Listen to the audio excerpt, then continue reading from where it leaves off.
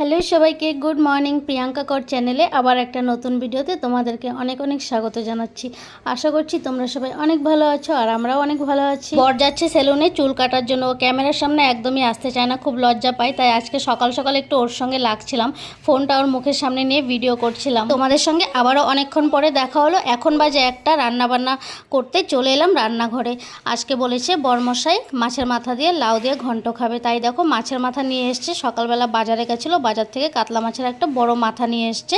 ওই মাথাটাই ভালো করে হলুদ নুন মাখিয়ে আগে থেকে রেখে দিয়েছিলাম, এখন ভাজা করে নিচ্ছি। আর এইদিকে দেখো লাউ কেটে রেখেছি। লাউ আমি এত ভালো করে কাটতে পারি না, কিন্তু যেমন পারি তেমনই কেটেছি। যা যা আজকে রান্না করব সব আগে থেকে রেডি করে রেখেছি। লাউ কেটে রেখেছি, এই যে চিংড়ি মাছটা ধুয়ে পরিষ্কার করে রেখেছি। এমনিতে ধুয়েই আমি ফ্রিজে রেখেছিলাম, তাও ফ্রিজ থেকে বের করে আরেকবার ধুয়ে নিয়েছি। আজকে করব চিংড়ি মাছের সরষে পোস্ত দিয়ে ভাপা। সর্ষে আর পোস্ত এখানে দেখো ভিজিয়ে রেখেছি জলে, কিছুক্ষণ আগে ভিজিয়ে রাখলাম। এখন জলটা ফেলে দিয়ে তার মধ্যে দেখো 4টের মতো কাঁচা লঙ্কা দিয়ে দিলাম। একটু সামান্য জল দিয়ে দিচ্ছি, একটু নুনও দিয়ে দেবো। দিয়ে এটাকে সুন্দর করে পেস্ট করে রাখবো। সর্ষে আর পোস্তটা আগে থেকে ভিজিয়ে না রাখলে, সর্ষে আর পোস্ত আগে থেকে ভিজিয়ে না রাখলে কিন্তু পরে তুমি যতই পেস্ট করো একটু একটু দানা দানা থেকেই যায়। এদিকে দেখো মাছের মাথাগুলো ভাজা হয়ে গেছে, নামিয়ে নিচ্ছি। চিংড়ি মাছের মধ্যে একটু নুন দিয়ে দিলাম আর একটু দিয়ে দিলাম হলুদ। এটা এখন হাত দিয়ে মাখিয়ে নেব। নুন হলুদ দিয়ে চিংড়ি মাছটাকে হাত দিয়ে সুন্দর করে মেখে কিছু সময়ের জন্য রেখে দেবো।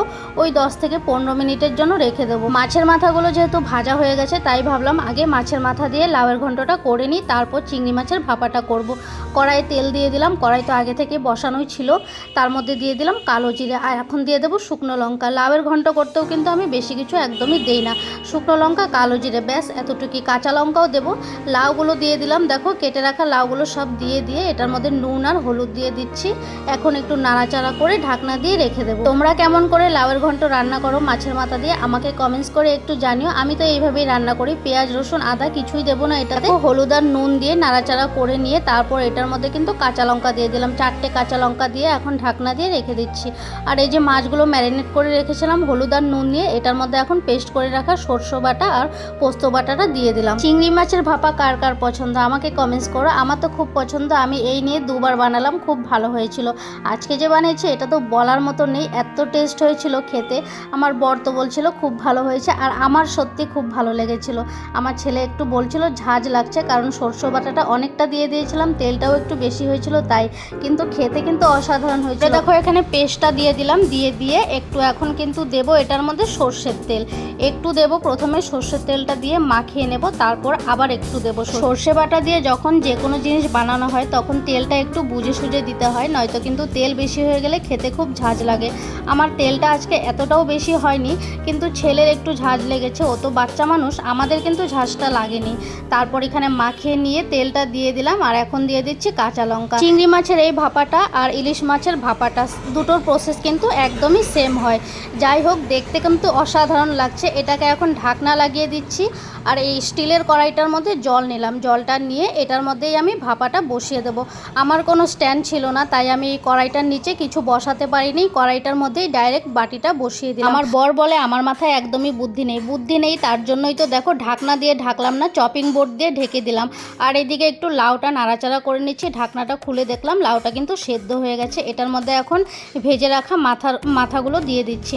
মাথাগুলো একটু ভেঙে নিয়েছি আমি, ওই খুন্তিটা দিয়েই টুকরো টুকরো করে নিয়েছি। এটার মধ্যে মাথাগুলো এখন দিয়ে দিলাম। এটাকে এখন নাড়াচাড়া করে নেব, নাড়াচাড়া করে ঢাকনা দিয়ে রেখে দিলাম। আর এইদিকে আমার বুদ্ধি থাকো, কত বুদ্ধি আসলে মেয়েদের মাথায় কিন্তু অনেক বুদ্ধি থাকে। প্রথমে দিয়েছি চপিং বোর্ড, তার উপর দিলাম রুটি বেলনি, তারপর দিলাম চায়ের সসপ্যান। টেকনিকটা কিন্তু তোমরাও ইউজ করতে পারো, তখনই ইউজ করবে যখন তোমাদেরও এরকম কিছু কাজের জিনিস থাকবে না, যেমন স্ট্যান্ড থাকবে না, উপরে চাপা দেওয়ার জন্য ভারী কোনো জিনিস থাকবে না, তখন তোমরা এই টেকনিকটা ইউজ করতে পারো। চলো আবারও একটু লাউয়ের ঘন্টটা দেখে নিই। সবার লাস্টে দিয়ে দিলাম এখানে চিনি ছাড়া তো চলবেই না। আমি যে কোনো রান্নাতে সবার লাস্টে একটু হলেও চিনি দেই। হঠাৎ কোনো সময় হয়তো ভুলে যাই চিনিটা দেওয়ার কথা, কিন্তু আমি চিনি ছাড়া তরকারি খুব কমই করি। যেমন আমি চিনিও দিই, তেমন কিন্তু ঝালও দিই। চিনি মিষ্টি ঝাল দুটোই আমি সমান সমান দিই। চিনিটা দিয়ে এখন নাড়াচাড়া করে একটু সময় রাখবো, আর বেশিক্ষণ রাখতে হবে না, এটা রান্না হয়েই গেছে। তারপরে কিন্তু নামিয়ে নেব। কেমন লাগলো অবশ্যই কমেন্টস করে জানিও। চলো তোমাদেরকে একটু বাইরের ওয়েদারটা দেখাই। বাইরের ওয়েদার কিন্তু খুব সুন্দর। আজকে হলো রথযাত্রা, তোমাদেরকে তো বলতেই ভুলে গেছি, তোমাদেরকে শুভ রথযাত্রা। রথযাত্রার অনেক অনেক শুভেচ্ছা রইল তোমাদেরকে। বলো জয় জগন্নাথ। ওয়েদার কালো করেছে কারণ বৃষ্টি হবে, রথের দিনে তো বৃষ্টি হবেই। আর দুটো পায়রা দেখো কি সুন্দর বসে আছে কারেন্টের তারের ওপরে, দেখতে কত সুন্দর লাগছে। রান্নাবান্না কমপ্লিট হয়ে গেল। আজকের রান্নাবান্না এতটুকুই ছিল, মাছের মাথা দিয়ে লাউ দিয়ে ঘন্ট, আর এই যে আমাদের দারুণ স্বাদের চিংড়ি মাছের ভাপা, এটা দিয়েই আজকে অনেকটা ভাত খেয়ে নিয়েছি। খুব সুন্দর হয়েছিল খেতে। তোমরা কিন্তু একবার ট্রাই করতে পারো, বানিয়ে খেও আর আমাকে কমেন্টস করে বলো কেমন হয়েছে। আর আজকে বিকেলে পাঁপড় ভাজা করে তো খাচ্ছ নিশ্চয়ই সবাই, আমরাও খাচ্ছি। জগন্নাথের রথযাত্রা, পাঁপড় ভাজা তো খেতেই হবে। যাই হোক, রান্নাবান্না শেষ করলাম আর ভিডিওটাকেও এখানে শেষ করছি। ভালো থেকো, সুস্থ থেকো, সবাই যাও রথের মেলা ঘুরে এসো, রথযাত্রা দেখে এসো, জগন্নাথ দর্শন করে এসো, বলো জয় জগন্নাথ। ভিডিওটা কিন্তু শেষ করে দিচ্ছি। ভালো লাগলে লাইক করো, কমেন্টস করো, শেয়ার করো, আর চ্যানেলটিকে কিন্তু সাবস্ক্রাইব করে রেখো। যারা নতুন দেখছো তারা সাবস্ক্রাইব করে রেখো। আবার দেখা হবে নতুন